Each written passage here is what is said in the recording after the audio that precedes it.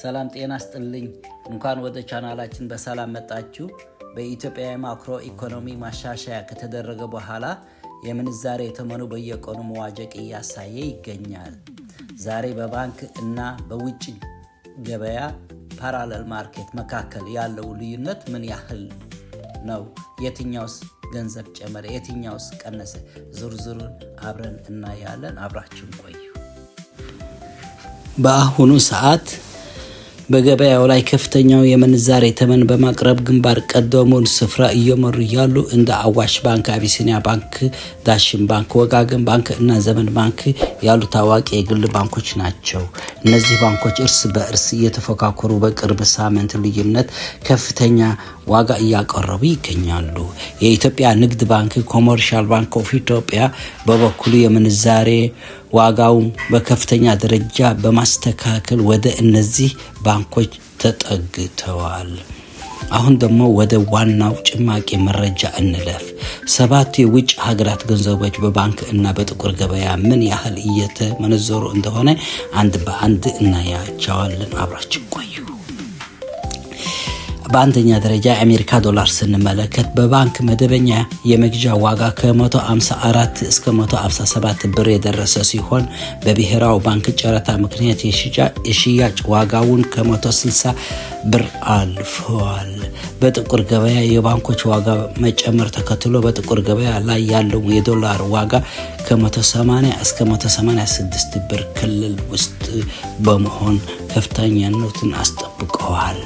ሁለተኛ የምንመለከተው የእንግሊዝ ፓውንድ ነው። የእንግሊዝ ፓውንድ በባንኮች እጅግ ከፍተኛ ዋጋ የተሰጠው ገንዘብ ሲሆን ባንኮች ከ204 እስከ 211 ብር እየገዙ ይገኛሉ። በጥቁር ገበያ ላይ ፓውንድ እጅግ ናጋጭ ሆኖ የዋጋ ጣሪያውን በመስበር ከ230 እስከ 240 እየተመነዘረ ይገኛል። በሶስተኛ ደረጃ የምንመለከተው የካናዳ ዶላር ነው። የካናዳ ዶላር በባንኮች መደበኛ መግዣ ዋጋ በ115 ብር አካባቢ እየተመነዘረ ይገኛል። በጥቁር ገበያውን ላይ ደግሞ የካናዳ ዶላር ዋጋው ከፍ ብሎ ከ130 እስከ 135 ብር እየተገዛ ይገኛል። በአራተኛ ደረጃ የምንመለከተው የሳውዲ ሪያል ነው። በባንክ እጅግ ብዙ ተላኪ ካላቸው ገንዘቦች አንዱ የሆነው የሳውዲ ሪያል በባንኮች ከ41 እስከ 42 ብር እየተገዛ ይገኛል። በጥቁር ገበያ ላይ ያለው ፍላጎት አሁን ከፍተኛ በመሆኑ ከ47 እስከ 50 ብር ባለው ዋጋ እየተመነዘረ ነው።